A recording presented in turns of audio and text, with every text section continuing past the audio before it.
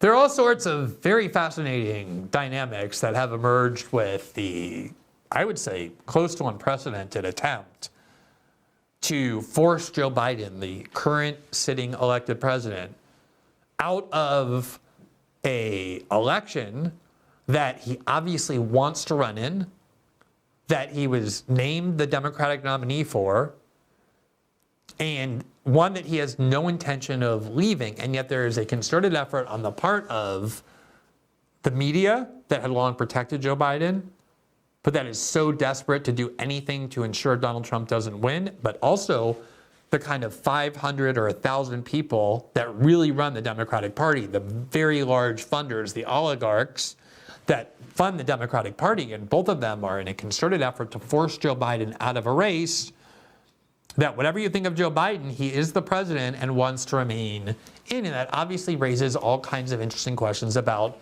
what type of democracy the United States is. We're constantly hearing from the Democratic Party that they and they alone can protect and preserve American democracy.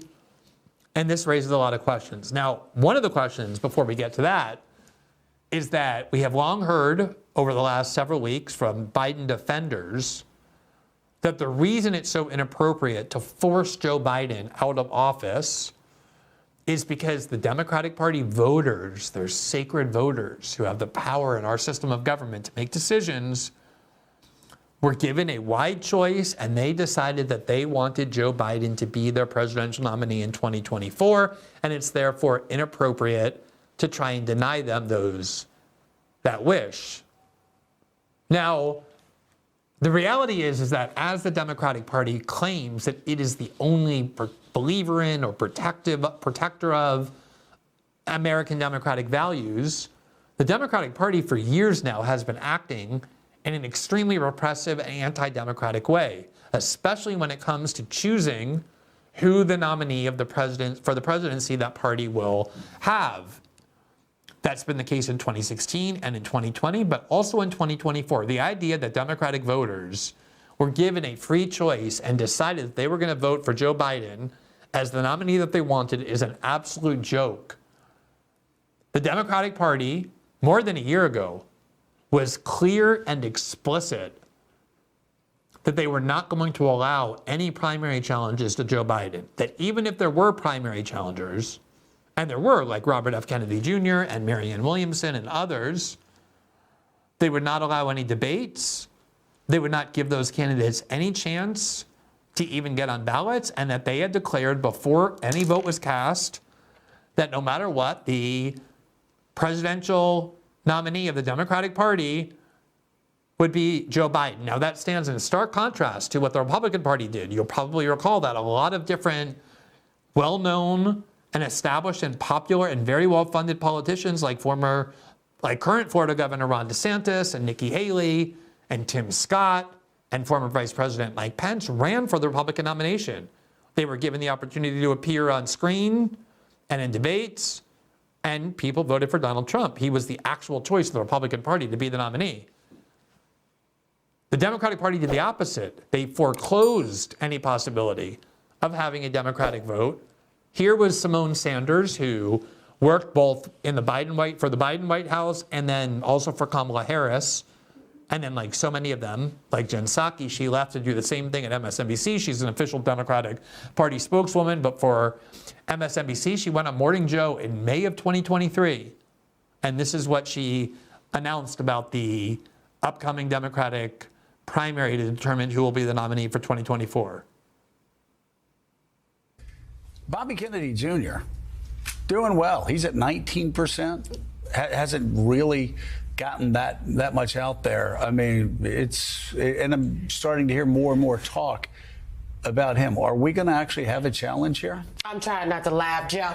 There's not going to be. Can I stop you for a second? Yes. Do you know how many people said the same thing about Donald Trump in 2015 on this show? Except said I will the note, same exact thing. Yes, because there was going to be a Republican primary. But I really think that the mealy-mouthed Democrats, as I like to call them, and some of my progressive friends.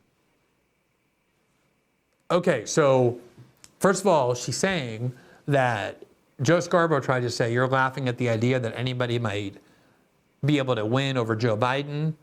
And then Joe Scarborough said, well, people were saying the same thing in 2016 about Donald Trump. They were scoffing at the idea that he might win. And she said, yeah, but the difference is the Republican Party actually allowed a primary in 2016.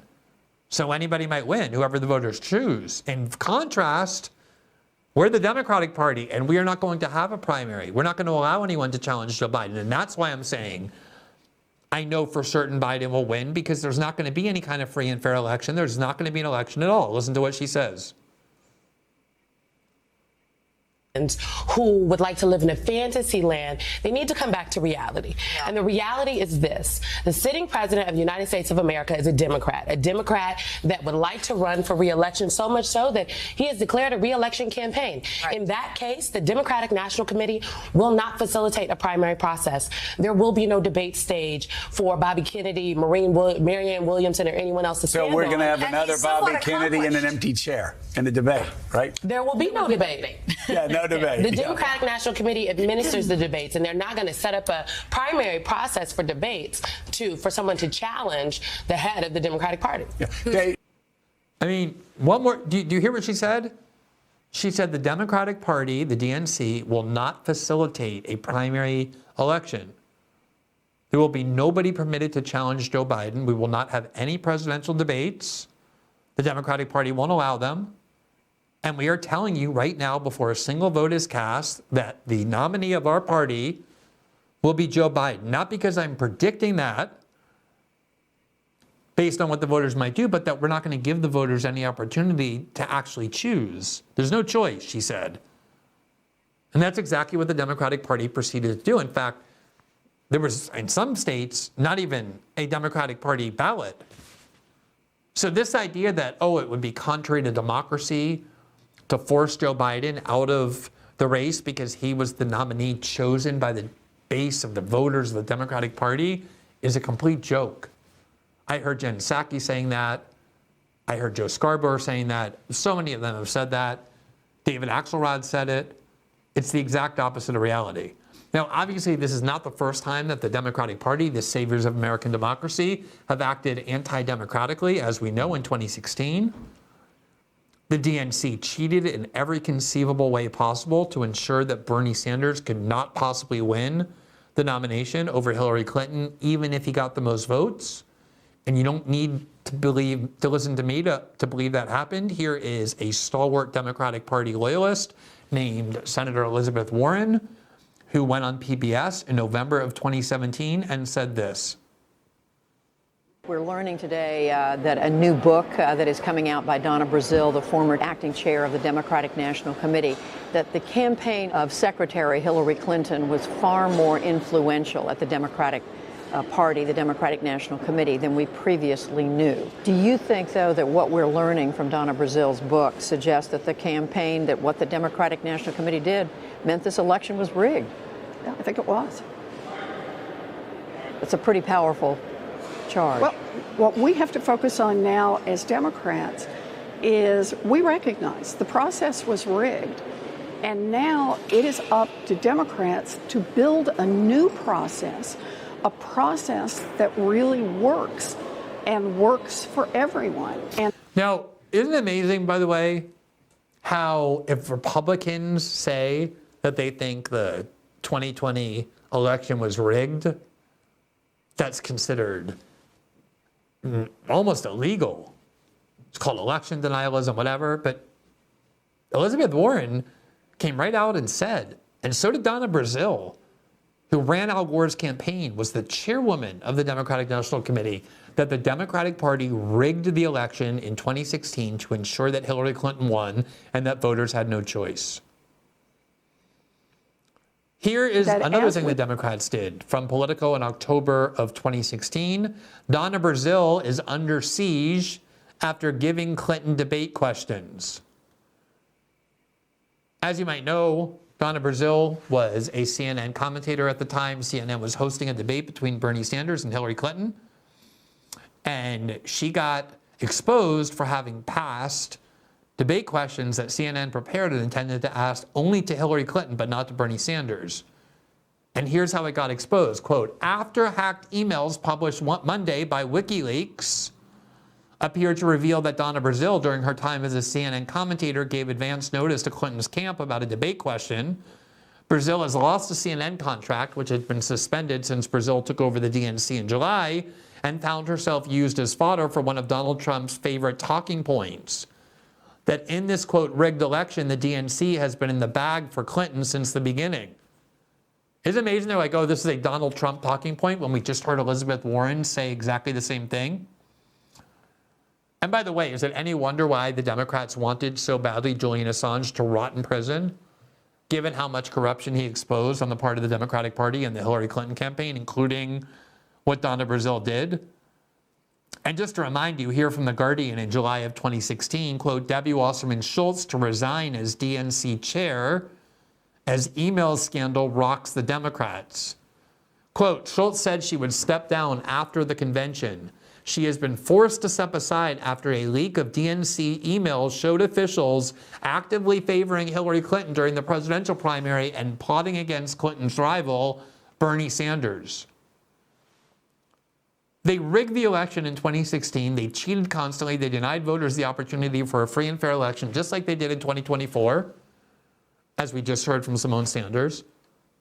And they would have gotten away with it. People would have suspected it, but couldn't prove it unless and until WikiLeaks published the truth about what the Democratic Party did in the emails that they published, which is, of course, why Democrats to this very day despise Julian Assange and want him in prison. Not because they think he endangered national security, but because they think that he helped elect Donald Trump in 2016 by exposing true, authentic, and genuine corruption on the part of the Clinton wing of the Democratic Party. This is the party constantly claiming they're the only ones who believe in the values of democracy.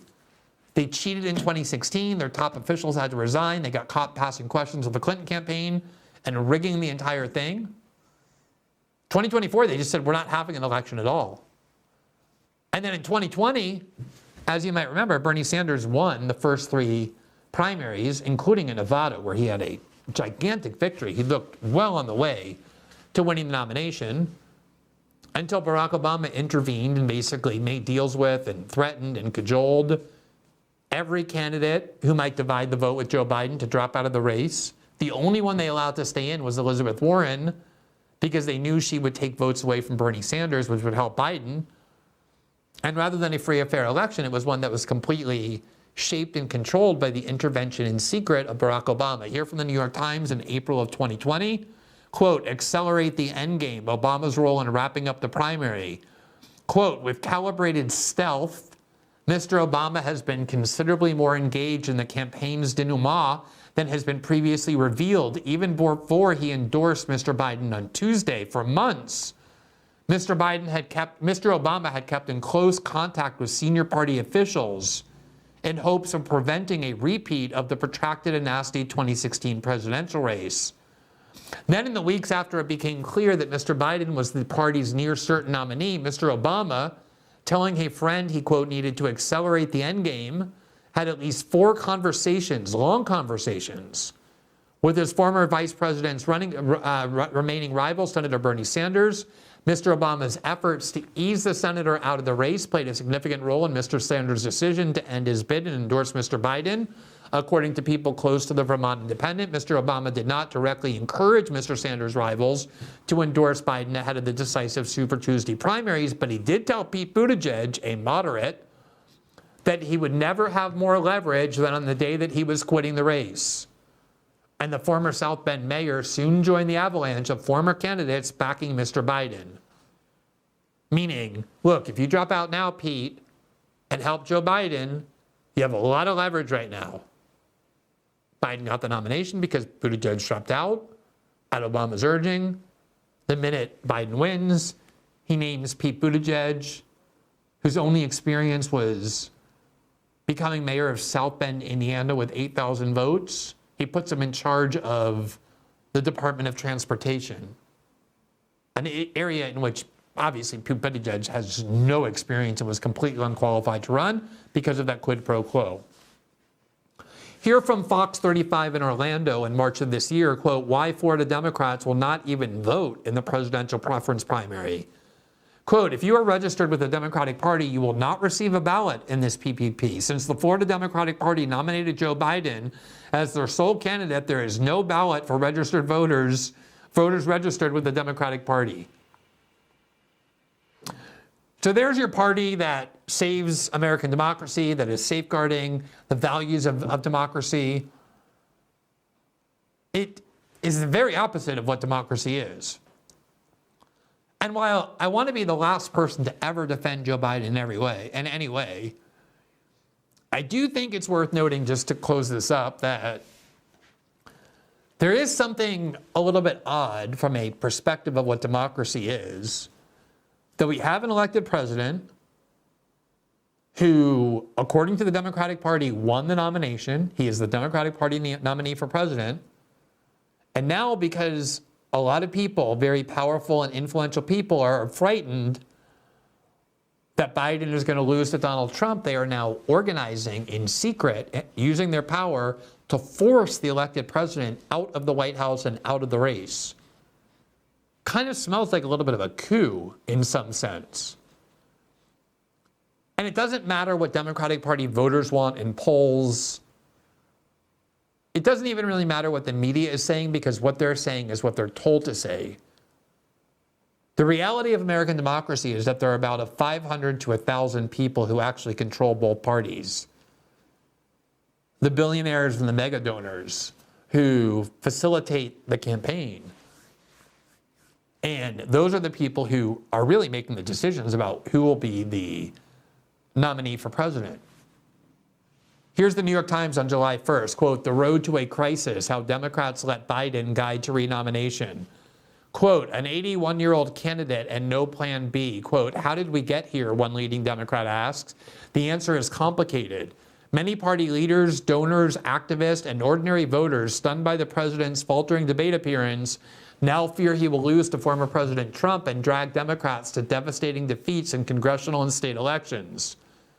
Mr. Biden is surrounded by a tight circle of longtime aides and family members who have encouraged his desire to seek a second term. At key moments, those who tried to sound the alarm about Mr. Biden's potential weaknesses, among them David Axelrod, Mr. Obama's chief strategist, and James Carville, who helped elect Bill Clinton in 1992, were slapped down by Democrats, often in the brutal discord of social media sites like X, and chastised by top Biden aides for being disloyal. Quote, I said then, privately and publicly, if Biden ran, he would be the nominee, Mr. Axelrod said. I felt a primary challenge would fail and only help Trump. I'm sure there were potential Democratic challengers who made the same calculation and didn't want to jeopardize their future by running and taking that risk. But now here's what's really going on from the New York Times 2 days later, July 3rd. Quote, big donors turn on Biden quietly. Some of the president's past supporters want a new candidate, but they are leery of going public. Quote, as of late Tuesday, the party's moneyed class was carefully monitoring post-debate poll results and the positioning of elected Democrats for signs that support for Mr. Biden was cracking.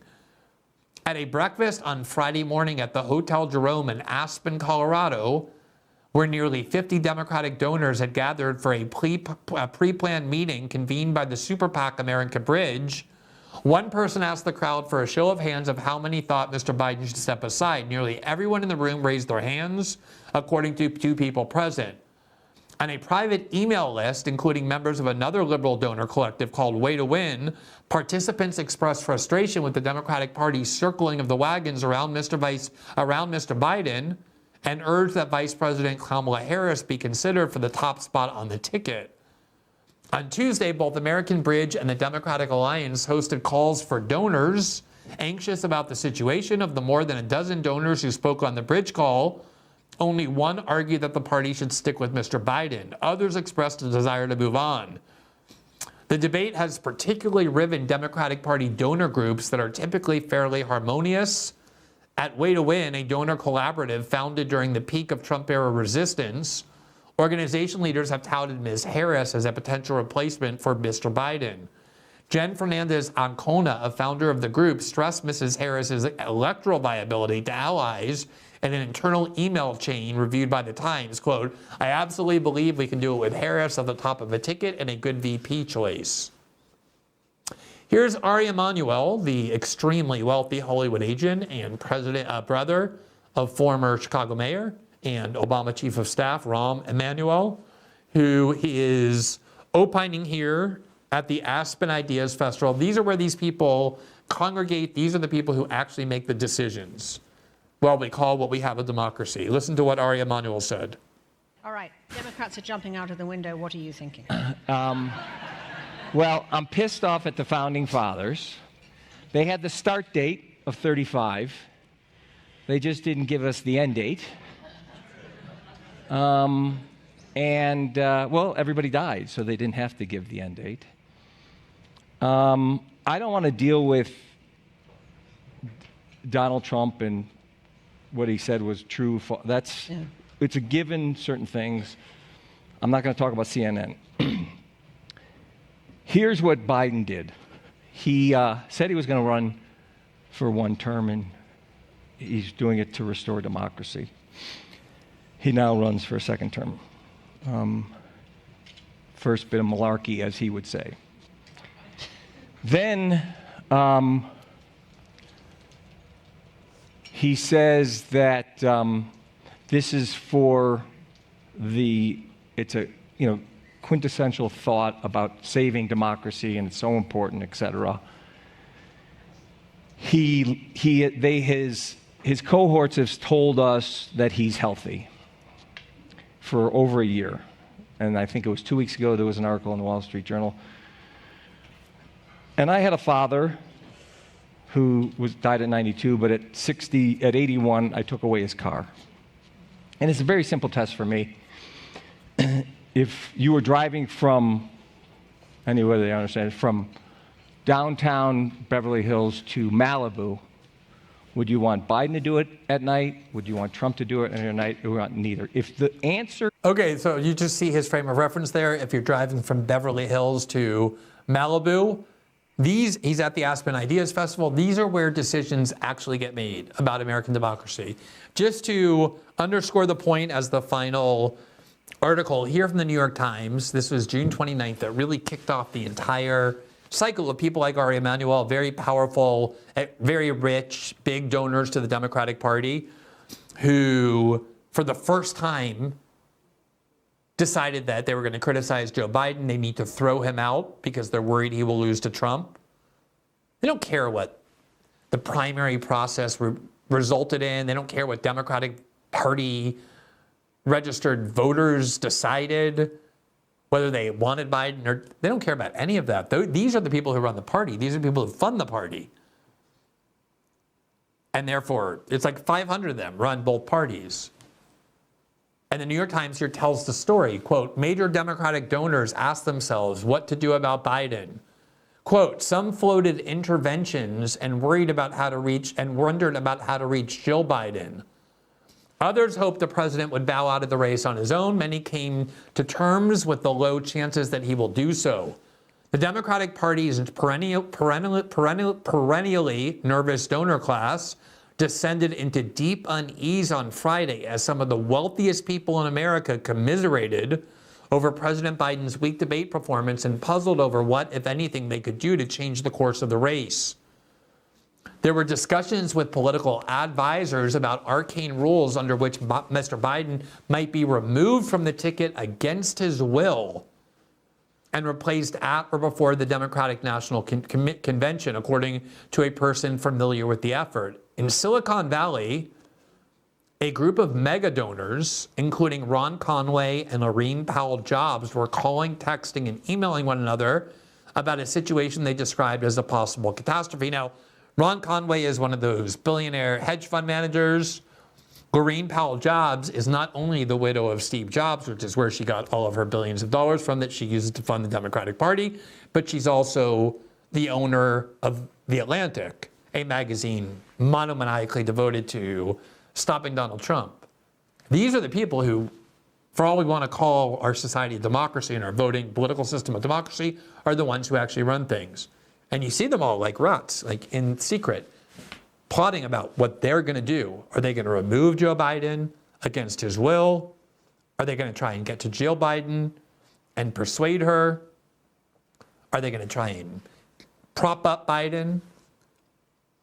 Quote, the donors wondered about whom they could in the Biden fold. They could contact to reach Jill Biden, the first lady, who in turn could persuade her husband not to run.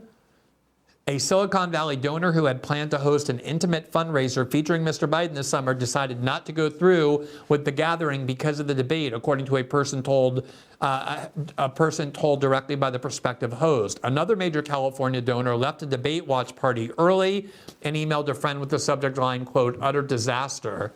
In group chats and hushed discussions, some wealthy Democrats floated interventions, and others hoped Mr. Biden would have an epiphany and decide to exit on his own, and still more strategized about steering dollars to down-ballot candidates. The most optimistic donors wanted to wait for the polling to see the scope of the fallout. The crisis in the donor class, outlined in interviews with almost 24 donors and fundraisers, many of whom insisted on anonymity to discuss their private conversations, could not come at a worse moment for Mr. Biden. Former President Donald J. Trump has outraised him in each of the last 2 months, erasing the president's once gaping financial advantage and opening one of his own. So on both sides, you see the total fraud of this democracy narrative. You see the Democratic Party running their party with nothing resembling a democracy, where voters have almost no say on purpose in the outcome of the election or who their nominee will be. And then on the other side, you see who actually runs the party. People like Steve Jobs' widow and hedge fund managers who fund the Democratic Party with hundreds of millions of dollars. Which is why it was such a joke to hear in 2016 about how a few Facebook fake pages from Russia and a few Twitter bots somehow shifted the election, when these elections are flooded with billions of dollars from the richest people in the United States who have immense power over each of the political parties and their agendas. And the idea that Democrats really do believe, or that the media allies really do believe, that somehow the Democratic Party is the sole guardian of, protector of, and believer in democratic values, when the party is essentially the living, breathing antithesis of what democracy is supposed to be about, is exactly the opposite of reality, just as the narrative about what the Supreme Court ruling did and what its actual context is in history was all about. Thanks for watching this clip from System Update, our live show that airs every Monday through Friday at 7 p.m. Eastern, exclusively on Rumble. You can catch the full nightly shows live or view the backlog of episodes for free on our Rumble page. You can also find full episodes the morning after they air across all major podcasting platforms, including Spotify and Apple. All the information you need is linked below. We hope to see you there.